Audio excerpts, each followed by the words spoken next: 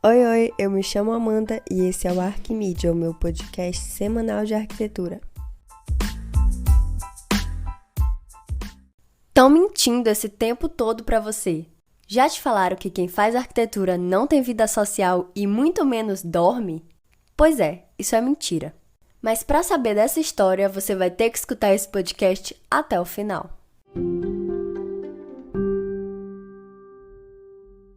Vamos desde o começo. Com calma, deixa eu contextualizar essa conversa.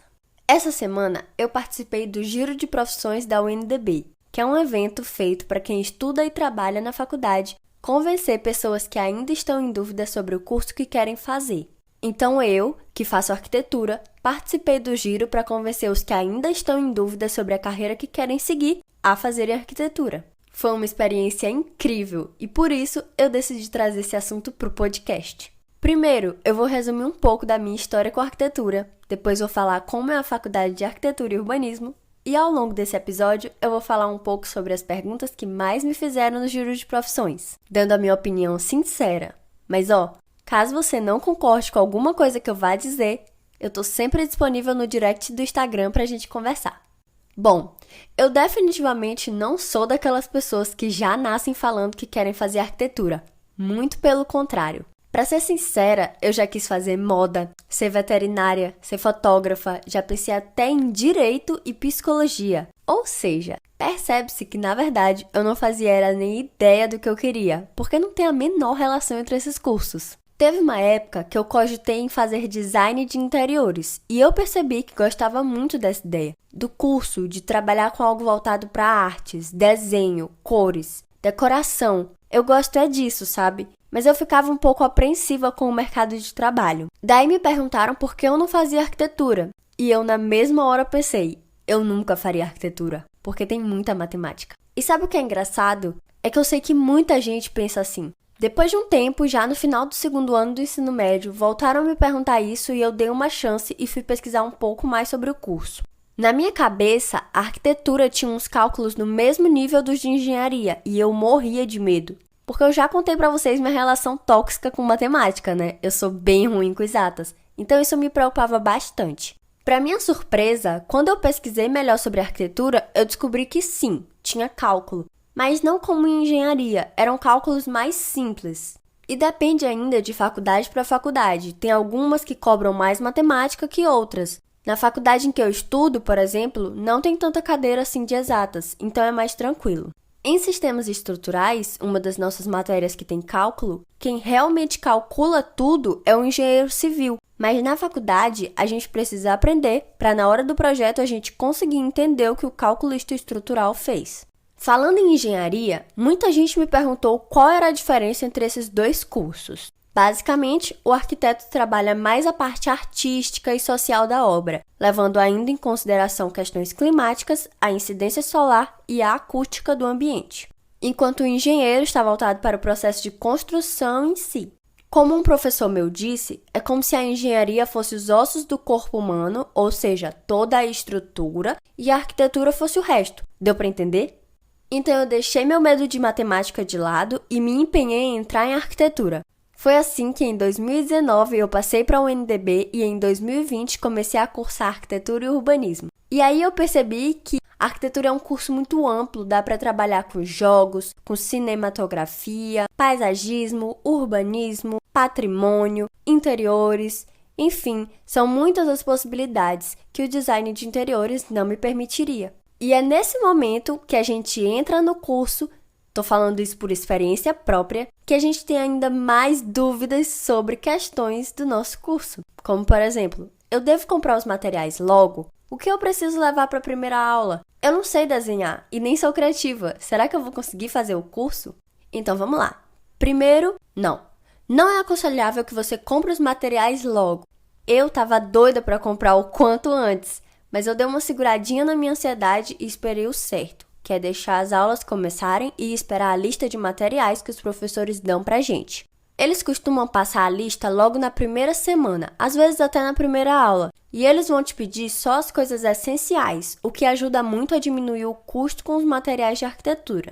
No primeiro período, realmente acabamos gastando mais com os materiais, mas depois isso fica tranquilo. Sendo assim, A resposta da pergunta sobre o que levar na primeira aula é uma mochila ou bolsa grande, um caderno, que pode ser um provisório ainda, mas é só para o caso de você querer anotar alguma coisa, então tem que levar também uma caneta ou lapiseira, borracha, garrafa d'água e um lanche ou dinheiro para o lanche. E só. De resto, só depois que os professores passarem a lista de materiais e conforme eles forem pedindo para vocês irem levando alguma coisa. Agora vamos para a questão mais polêmica. Você não sabe desenhar e não é criativo? E se eu te contar que não tem problema nenhum? Você acredita?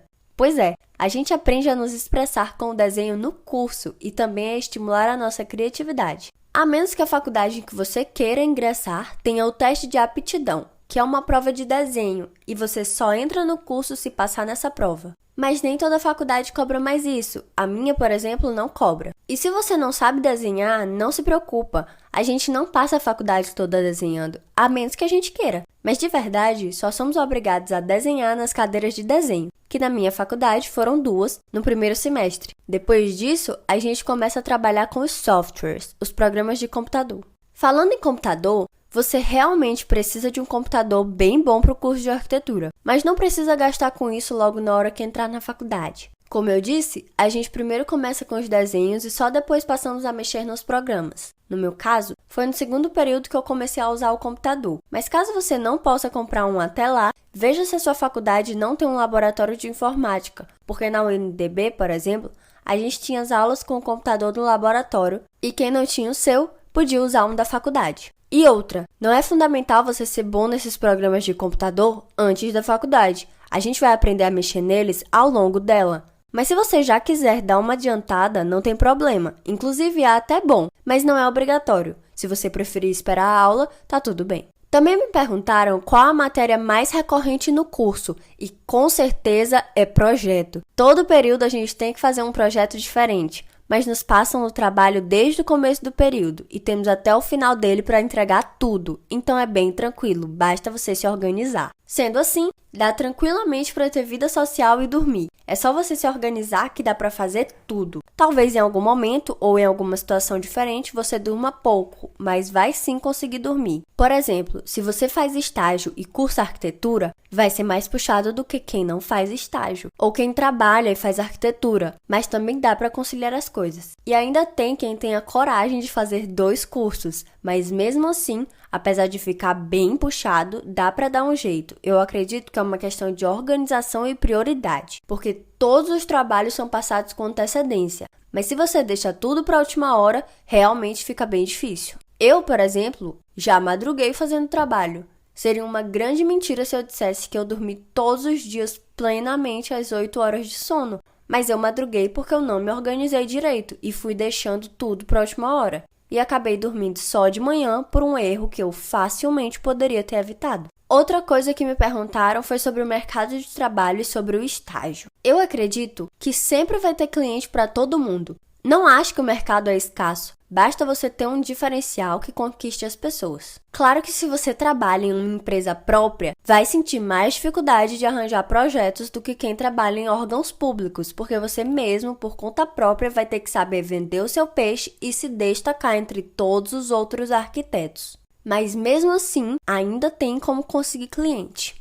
Já sobre o estágio, é claro que se você conhece alguém que pode lhe arranjar como um familiar, por exemplo, esse processo vai ser 1000 vezes mais fácil. Mas como nem todo mundo tem essa facilidade na vida, tem gente que tem bastante dificuldade de conseguir um estágio, por conta dos pré-requisitos que pedem para o estudante ter. Como o estágio obrigatório só é nos 2 últimos períodos da faculdade, o 9º e o 10º período, você, muito provavelmente, já vai ter os pré-requisitos que muitas empresas exigem. E aí você só vai precisar se destacar dentre os outros candidatos. Mas calma, que se você não conseguir, sempre estão mandando vagas de estágio no grupo da faculdade. E aí você pode tentar de novo. E eu também posto nos stories do Instagram, então fica de olho lá. Mas caso você queira fazer o estágio antes dele ser obrigatório, você precisa ir atrás de conseguir ter bons pré-requisitos, assim sua chance de conseguir uma vaga aumenta. Ah, mas o que seriam esses pré-requisitos? Às vezes eles exigem que você já esteja em algum certo período da faculdade, como por exemplo o 5º período, E exigem também que você saiba mexer em alguns softwares, normalmente no AutoCAD e SketchUp. Mas se você tiver alguns diferenciais, isso obviamente já vai te ajudar muito, como saber mexer no Photoshop. Última coisa, para finalizar, já que o episódio está ficando meio grande. Uma seguidora me perguntou o que eu achava importante já saber antes de entrar no curso, que facilitaria muito a vida do calouro. Primeiro, eu disse para ela dar uma olhada no meu guia de dicas para calouros, que tem lá no meu Instagram. Além disso, eu acho que se você já entra na faculdade sabendo desenhar, isso te ajuda muito, porque você pode usar o desenho ao seu favor. E isso vai te ajudar até na hora de projetar, para você clarear suas ideias. Mas não é algo essencial. Se você não souber, como eu já disse, tudo bem, vai aprender na faculdade. Também é bom já ter uma noção, pelo menos básica, de geografia, física e matemática. Português é fundamental, porque a gente também escreve muito em arquitetura. Nos projetos, a gente tem que fazer uma parte escrita, que se chama memorial descritivo. E na faculdade temos os cases e papers. Não sei se toda faculdade tem esses trabalhos, mas na minha esses são os principais trabalhos. E a gente tem que fazer vários deles por período. Mas não se assustem com o fato de serem vários, como eu já disse, é só se organizar. Também é bom você saber trabalhar em grupo e apresentar trabalhos. E algo que eu já enfatizei bastante ao longo desse episódio, que eu acho que é fundamental, é você saber se organizar direito para dar conta de fazer tudo. Porque a arquitetura realmente é um curso puxado, mas que dá para fazer tudo, dá. E quanto mais organizado você for, mais de boa sua vida vai ficar. E aí dá para ter vida social e dormir. Eu sei que eu disse que a arquitetura não estava nem perto de ser um dos cursos que eu queria, mas não me arrependo nem um pouco de ter dado uma chance para o curso, já que agora eu sou absurdamente apaixonada por arquitetura e me encontrei completamente no curso. E aí, curtiu? Espero ter verdadeiramente te ajudado com esse episódio e tirado suas dúvidas. Agora já sabe se vai ou não querer cursar arquitetura? Tomara que a resposta seja sim. Se ainda ficou alguma dúvida, pode me chamar no Instagram, @arquimedia, que eu vou te ajudar com o maior prazer.